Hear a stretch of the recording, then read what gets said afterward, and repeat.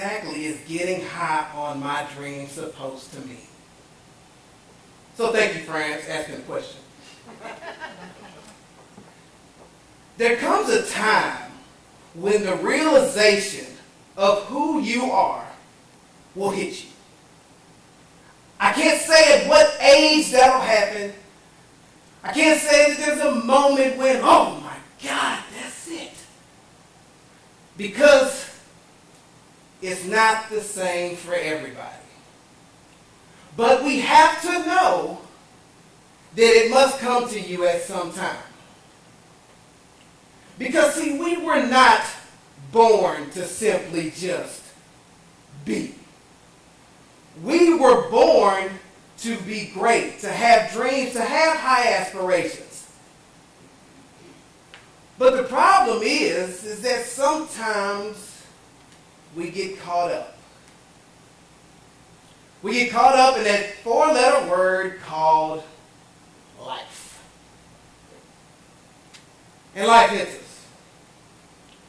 So today, what we want to make sure and understand for each and every one of you is that not only do you have a dream, but you have to get high on this dream. You have to make sure that this dream stays at the forefront of your mind. It stays out front of you. That it's something that every day you wake up and say, that is what I want.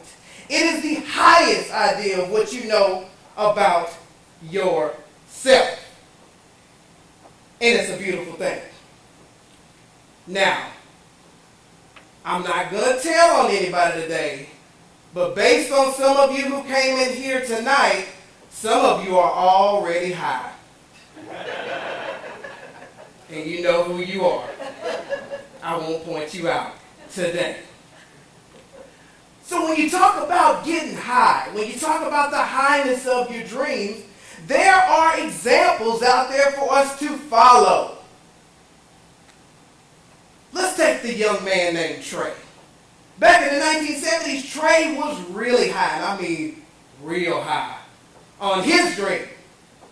Trey said that his dream was to make sure that every household in the world had a computer at their disposal. Fast forward to today, Trey is 58 years old and he's about to see that dream come to reality. Trey is Bill Gates. He got high a lot of days.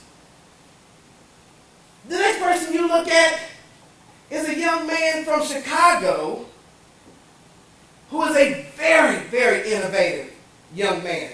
Was rejected several times, but he stayed high on the idea that he would create something that was so iconic that we would still use it today. But along the way, this young man was told that he lacked creativity.